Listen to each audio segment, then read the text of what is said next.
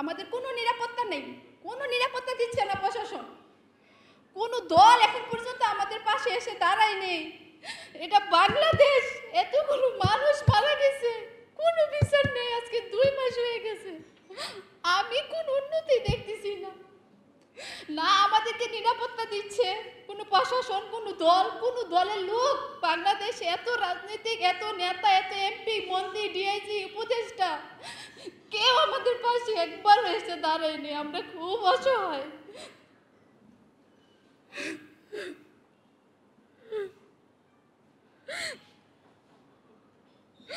আমি ভাবতে পারিনি যে আপনাদের সামনে আমাকে আবার আসতে হবে।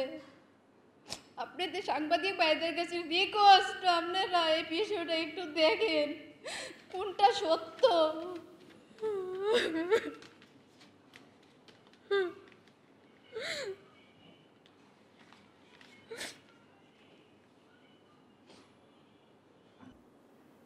আমি বাসায় বুঝাতে পারবো না আমি কতটা যুদ্ধ করে বেঁচে আছি।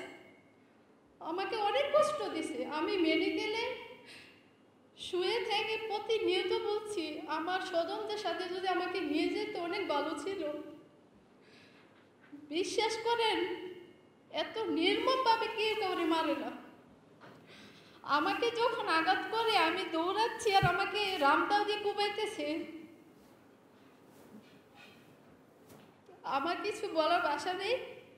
বাংলাদেশে কোনো বিচার নেই, আমি কোনো বিচার পাইতেছি না। আজকে প্রায় 2 মাস হয়ে যেতেছে ঘটনার 3য় দিন র্যাব কর্তৃক কিছু আসামি ধরার পর আজও পর্যন্ত কোনো আসামি ধরা হয়নি। প্রশাসন ইচ্ছে করলে 24 ঘন্টার ভিতরে সব আসামি ধরতে পারে। আমার মা বিএমপি করতেন, যার জন্য ওই আমলে উনি একজন মহিলা, ওনাকে ইচ্ছে করলে ধর্ষণ মামলা দিতে পারবে না, মার্ডার মামলা দিতে পারবে না, অস্ত্র মামলা দিতে পারবে না। যার কারণে ওনাকে মাদক মামলাটা একদম ইজি বাংলাদেশের জন্য। ভাঙ্গরা থানায় কোনো মাদক মামলা হলেই রেফারেন্সে ওনার নাম দিয়ে দিতেন। আপনারা তদন্ত নেন যে কয়টা মামলা ওনাকে 1 নম্বর আসামি আছেন, মামলার এফআইআরে ওনার নাম দিয়ে দেন। আমি ওই দিন সাংবাদিক সম্মেলনের সময় বলছিলাম যে আমি যদি বাংলাদেশে বিচার পাই একমাত্র আপনাদের দ্বারা আমি বিচারটা পাবো, সকল সাংবাদিক ভাইদের দ্বারা। এছাড়া আর কোনো উপায় নেই। যেখানে উপদেষ্টা এটার সাথে জড়িত, তার বাবা জড়িত, আপনারা সত্যটা যাচাই করেন, আপনার এলাকাতে যান, কিন্তু আসামির কোনো পরিবার ছাড়া আপনারা গোপন তথ্য নেন যে আমার মা কি ইয়াবার সাথে জড়িত ছিল, আমাদের কি অপরাধ ছিল যে এরকম নির্মমভাবে মারতে হবে। আর আরেকটা বিষয় দেখেন, আমার স্বজনরা হারাইছি আমি। আপনারা বলেন একটা পরিবারে মা ভাই বোন যদি চলে যায় আর কে থাকে? 7টা বাচ্চা এতিম হয়েছে, সবগুলো আমার উপরে নির্ভরশীল।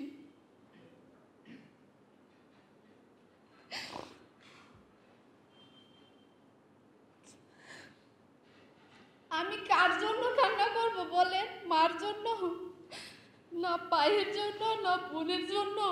আমি বাসায় খুঁজে পাই না আমার এই ঘটনাটা মনে হইলে।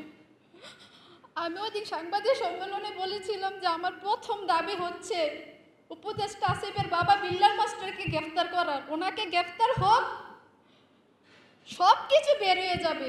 খুদের বিড়াল কিভাবে বের হয় আপনারা দেখবেন, কিন্তু এটা করা হয়নি।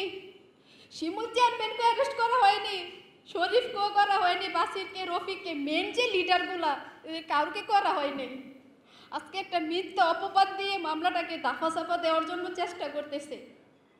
আর আমরা আমাদের স্বজন হারাইছি। আমরা কোনো দল বিদলের পক্ষে কথা বলতেছি না, আমাদের কোনো দল নেই। এখানে আসিফ মাহমুদ দোষী করতেছে বিএনপি রে, আমরা বলতেছি কারে ওইটা কোনো দেখার ফ্যাক্টই নেই এদের। আমরা কি কোনো দল বিদলের পক্ষে কথা বলতেছি? যারা এটার সাথে জড়িত কোনো মেন আসামি এখন পর্যন্ত অ্যারেস্ট হয় নাই। আমরা চাই বিচার। আমরা আমাদের স্বজন হারাইছি, যারা এটার সাথে জড়িত ছিল।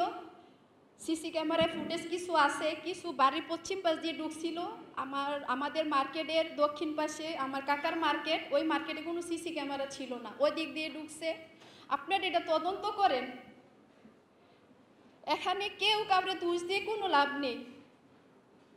আর দেখেন, আমি ওই সাংবাদিক সম্মেলনে বলার পরও আমার বাবাকে ধরে নিয়ে জোর করে বিলের মাঝখানে পর্যন্ত ভিডিও করাইছে।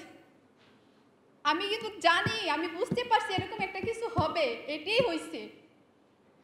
এমনকি আমাকে তন্ন তন্ন করে খুঁজতেছে। এখন পর্যন্ত আমরা হুমকির মধ্যে আছি, আমাদের কোনো নিরাপত্তা নেই, কোনো নিরাপত্তা দিচ্ছে না প্রশাসন, কোনো দল এখন পর্যন্ত আমাদের পাশে এসে দাঁড়ায় নেই। এটা বাংলাদেশ, এতগুলো মানুষ মারা গেছে, কোনো বিচার নেই। আজকে 2 মাস হয়ে গেছে, আমি কোন উন্নতি দেখতেছি না। না আমাদেরকে নিরাপত্তা দিচ্ছে কোনো প্রশাসন, কোনো দল, কোনো দলের লোক। বাংলাদেশে এত রাজনীতিক, এত নেতা, এত এমপি, মন্ত্রী, ডিআইজি, উপদেষ্টা, কেউ আমাদের পাশে একবার এসে দাঁড়ায়নি। আমরা খুব অসহায়।